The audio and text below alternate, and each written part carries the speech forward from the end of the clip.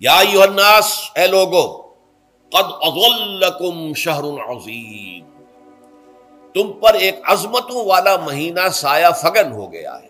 ظل کہتے ہیں سائے کو، اضلکم تم پر سایہ فگن ہو گیا ہے، ایک بہت عظمتوں والا مہینہ۔ اب دیکھیے یہ وہی ہے بات جو انگریزی کے محاورے میں ہے کہ coming events cast their shadows before, آنے والے واقعات کا ایک سایہ سا پہلے سے پڑ جاتا ہے۔ تو ابھی مہینہ شروع نہیں ہوا رمضان مبارک کا، لیکن وہ آیا چاہتا ہے، تو گویا کہ اس کا ایک سایہ پہلے آ گیا ہے، جس کو حضور فرما رہے ہیں کہ تم پر سایہ کر لیا ہے ایک ایسے مہینے میں کہ جو بہت عظمتوں والا ہے۔ شہر مبارک، وہ مہینہ بہت برکتوں والا ہے۔ شہر فیہ لیلۃ خیر من الف شہر، یہ وہ مہینہ ہے کہ جس میں ایک رات وہ بھی ہے کہ جو 1000 مہینوں سے افضل ہے۔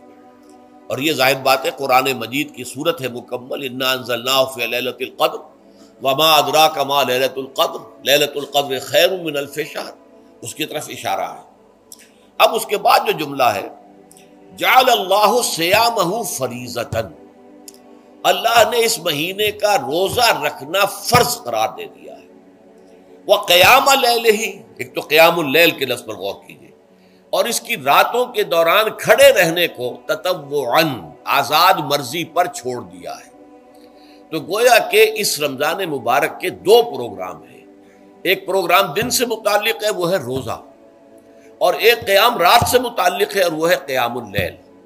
دن کا پروگرام فرض ہے، رات کا پروگرام فرض نہیں ہے، لیکن ایک طرح کی تشویق اور ترغیب، اس کے لیے جو ہے تحریص، یہ موجود ہے۔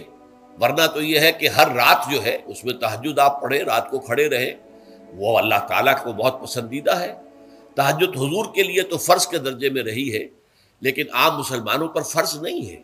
البتہ جو کوئی کر سکے ان کے لیے یقیناً بہت اعلیٰ مراتب ہے، بہت اونچے درجات ہیں، تو وہ تو کسی بھی شب میں پورے سال آپ کریں، لیکن اس کے لیے خاص طور پر چونکہ اہتمام کیا گیا، لہذا جعلہ کا جو فعل ہے اس کے مفعول میں جہاں یہ شامل ہے، نمبر 1 جعل اللہ صیامہ فریضۃ، روزہ رکھنا فرض قرار دے دیا، اور اس کی راتوں کو کھڑے رہنا یہ تمہاری مرضی پر چھوڑ دیا، اسے فرض نہیں کیا۔